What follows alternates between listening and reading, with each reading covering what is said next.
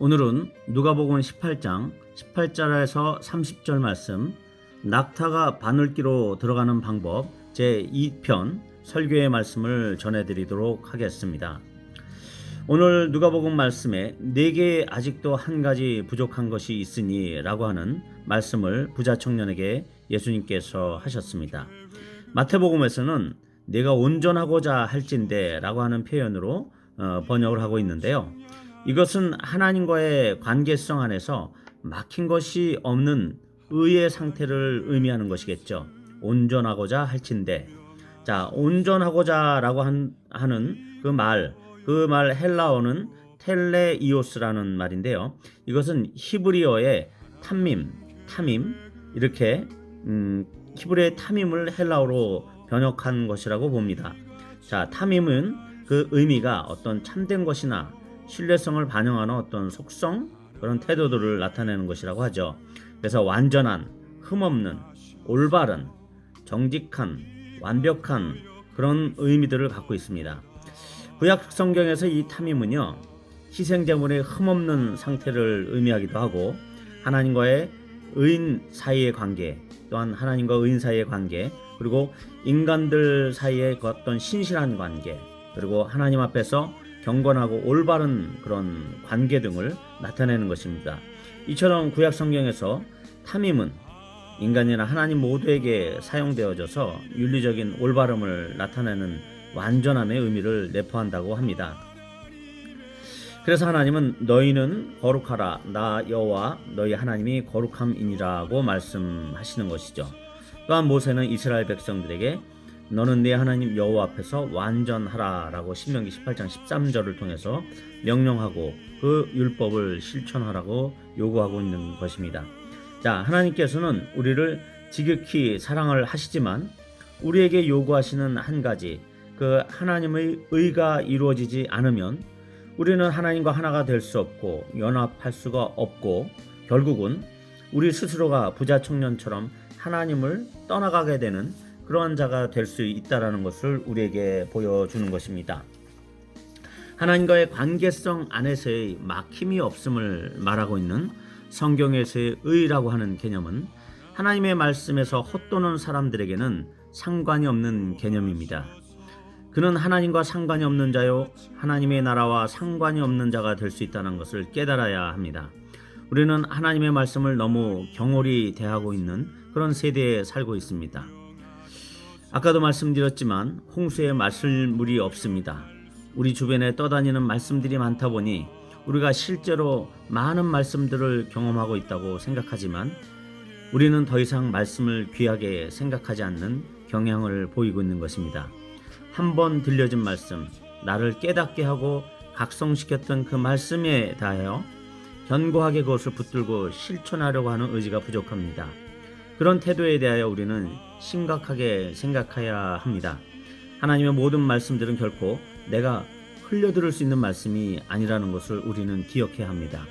들려진 말씀에 대하여 두렵고 떨림으로 그것을 받아서 실천과 행동으로 나타나야 하는 것이죠. 그 말씀 그대로 내 삶에 열매 맺히도록 해야 하는 책임은 우리에게 있는 것입니다. 그리고 또 한 가지 우리의 문제점은 말씀을 너무도 편향적으로 배워왔다는 것에 있습니다. 쉬운 구원, 값싼 구원, 가벼운 영생의 개념을 우리도 모르는 중에 교육받았던 것은 아닌지 모르겠습니다. 세상의 것과 적당히 물타기 하려는 그런 신앙생활을 보면서 그런 것들을 배워왔고 그렇게 자랐을 수도 있다는 것이죠. 이건 역시 강도, 도적질하고 빼앗는 그 강도인 사탄이 하나님의 나라의 백성들을 속이고 그들에게서 하나님의 말씀을 빼앗아가는 것이죠. 그것이 열매 맺히지 못하도록, 그리고 죽이려고 하고 그 멸망의 길, 넓은 길로 인도하고 있는 것이라고 볼 수 있습니다. 나에게 있어서의 좁은 길, 좁은 문은 오직 주님이 내게 원하시는 그 길입니다. 그 문을 이야기합니다.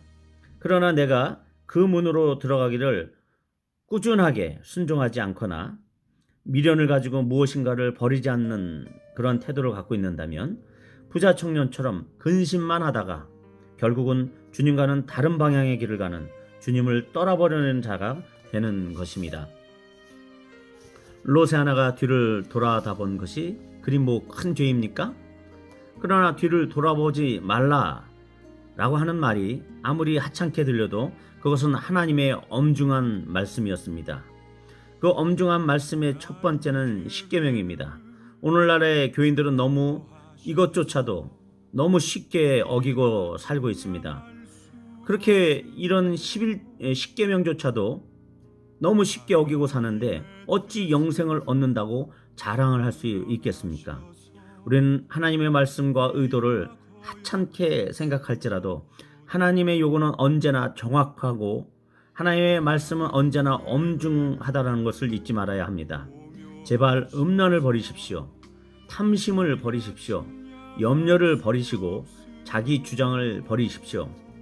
오늘 예수님께서는 천국에 들어가는 것이 쉽다고 말씀하시지 않았습니다. 부자란 인생살이에 있어서 부족함이 없는 자입니다. 자기 스스로 자가 공급이 되는 사람을 의미합니다. 남에게 의지할 필요가 없는 사람이죠. 타인 의존의 그런 대상이 아니라는 것입니다. 그런 고상함을 알고 있는 아주 영특한 공무원인 이런 관리, 부자 청년은 예수님께서 말씀하신 그대로 그가 그의 모든 소유를 다 팔아서 가난한 자들에게 준다고 하면 그는 이제 남에게 굽신거리면서 비루하게 살 것이 뻔하다는 것을 머릿속으로 계산했을 것입니다. 영리하기 때문에 그렇죠. 그런 또한 고귀함들을 버릴 수가 없었을 것입니다. 그리고 그것은 그가 자라왔던 환경과 문화와도 어울리지 않는 요구였던 것입니다. 예수님의 제자들조차도 부자가 하나님 나라에 들어가기가 어렵다는 그 말씀을 듣자 몹시 놀라면서 말하고 있었던 것이죠. 그렇다면 과연 누가 구원을 얻을 수 있습니까? 전통적인 부의 개념을 완전히 뒤집는 그런 혁명적인 말씀에 대하여 그들 문화에서는 받아들일 수 없는 요청이라고 본 것입니다. 우리는 우리 문화에 익숙하지 않은 하나님의 말씀에 대하여 과연 순종할 수 있는 것입니까?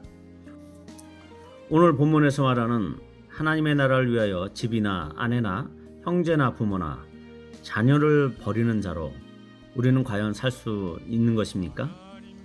부자 청년은 영적인 것을 사모하였지만 그리고 그런 것들이 하나님께서 좋아하실 것이라고 생각하며 살아왔지만 하나님은 그에게 이렇게 표현하시는 것입니다.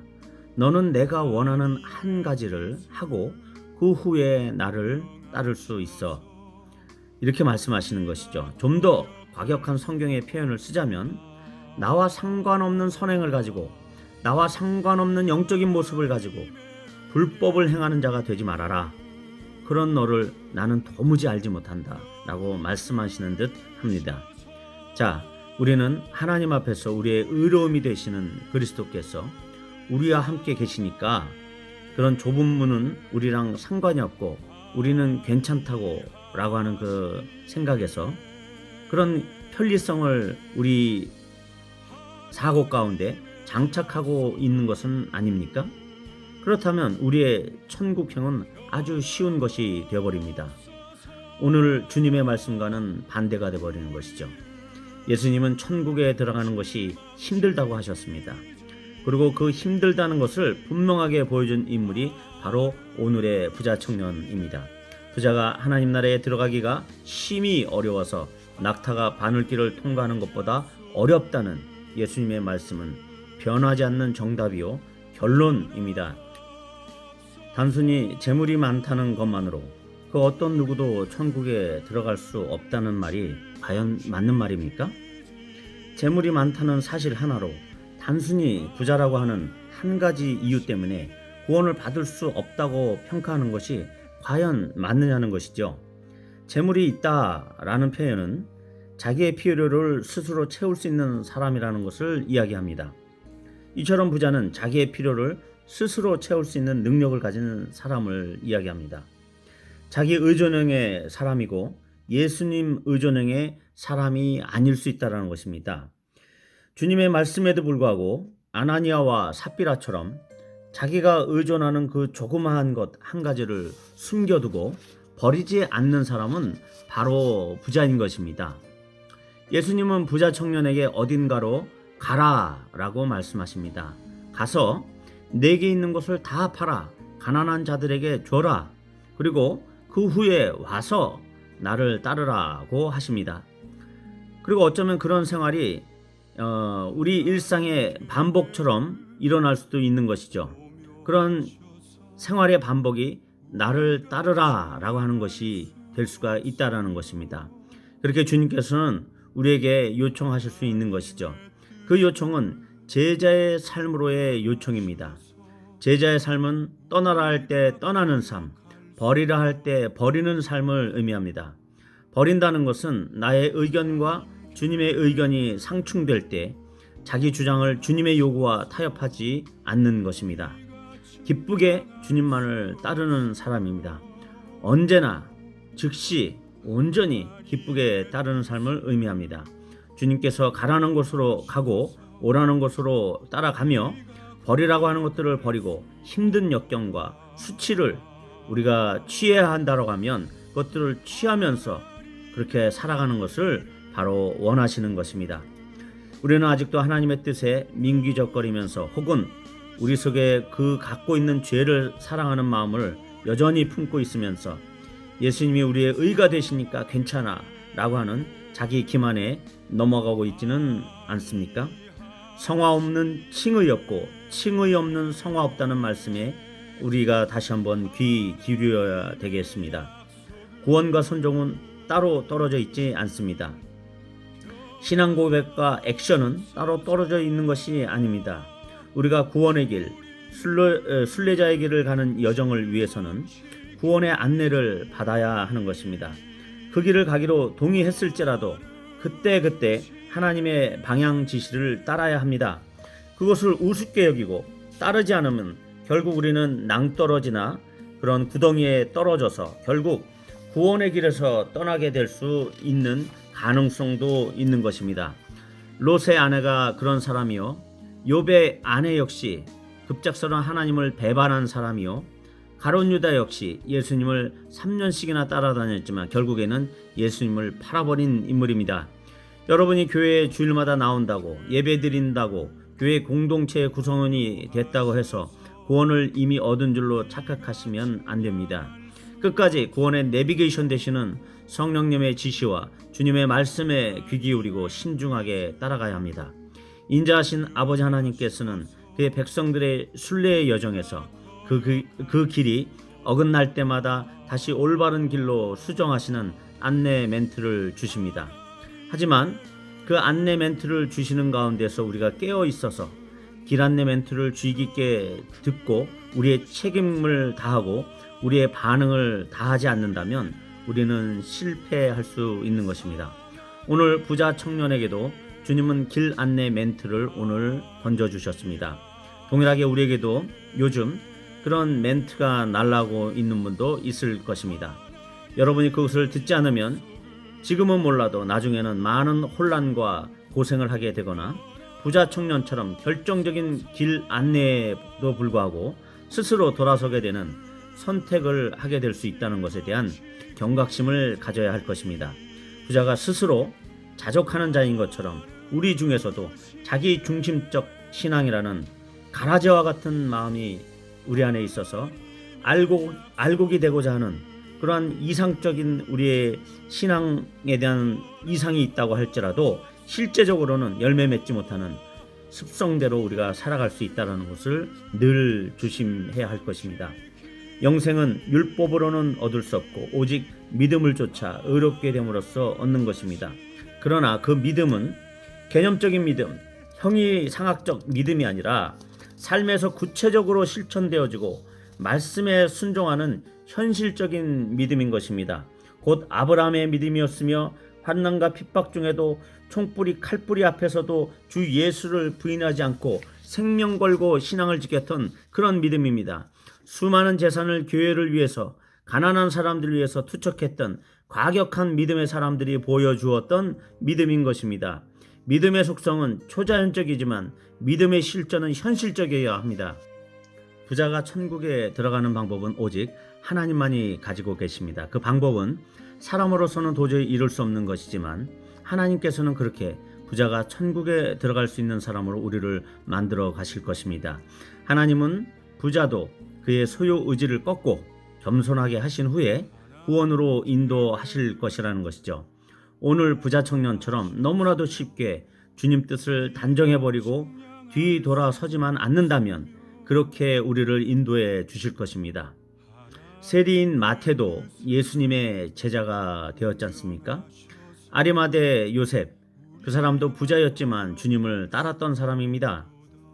부자 청년에게 있어서 천국 입성의 전제 조건이면서 필요 조건, 즉 충분 조건은 아니지만 필요 조건으로서 그 청년에게 제시된 재물에 대한 소유권의 포기, 그 소유의 포기, 다른 말로 우리에게 적용을 한다면 자기 욕심, 자기 자랑, 자기 주장 등에 대한 포기, 이런 것들은 쉬운 것은 아닙니다. 자기 십자가를 지는 것은 인간의 자력으로는 불가능하다는 것입니다. 그렇지만 그 주님의 뜻을 따라보려고 고민하고 애쓰고 순종하는 부자는 결국에는 바늘길을 통과한 낙타가 되게 하실 것이라는 것이죠. 그렇게 오직 하나님만을 전심으로 믿고 따르는 그 사람은 모든 것이 가능하게 될 것입니다. 그렇게 산다는 것이 쉬운 일은 아닙니다. 날마다 세상과 자신과의 사투가 벌어져야 하는 영적인 영역에 확보가 필요한 것입니다. 두리뭉실 주님도 믿고 세상의 안정감도 취하고 그런 마음이 있겠지만 회색지대는 없습니다. 일사불란하게 하나님의 나라를 위해서 오늘도 버리고 내일도 버리고 살아야 하는 것입니다. 우리의 감정, 우리의 안정감을 날마다 날려버리고 살아야 합니다. 매일 아침마다 우리는 우리가 가고 있는 이 길이 주님의 길은 맞습니까? 우리가 주님의 생각과 다른 길을 가는 것은 아닌지 그렇게 물어봐야 합니다. 만약 다르다고 한다면 우리의 계획과 비전도 버릴 수 있는 것인지 우리는 우리 스스로에게 또한 물어봐야 합니다. 주님 앞에 깨어서 물어보는 신앙 자세가 필요합니다. 두리뭉실 종교생활에 취해서 진짜 영적인 실체를 놓쳐서는 안 되는 것입니다. 이 부자 청년이 알지 못했던, 그리고 알고 있으면서도 선뜻 버리지 못했던 예수님의 그 요청처럼 지금도 여러분 안에 예수님으로부터 던져지는 요청은 과연 없습니까?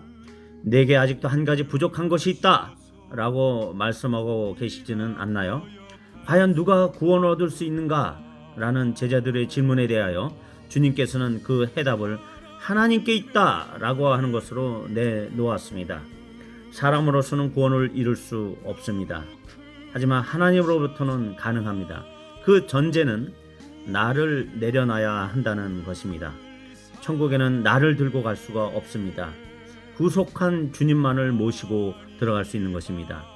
단순하고 쉬운 구원이라고 생각했던 우리의 관념을 깨야 하는 것이고, 매일매일 사투를 벌이는 경건의 시간, 또한 영적인 영역의 확보를 위한 투쟁, 또한 주님 의존성의 참 제자들이 되기를 위해서 우리는 날마다 주님 앞에 기도해야 하는 것이고, 그렇게 주님의 참된 제자들로 우리가 우뚝 서 나가기를 주님의 이름으로 축원을 드리는 바입니다.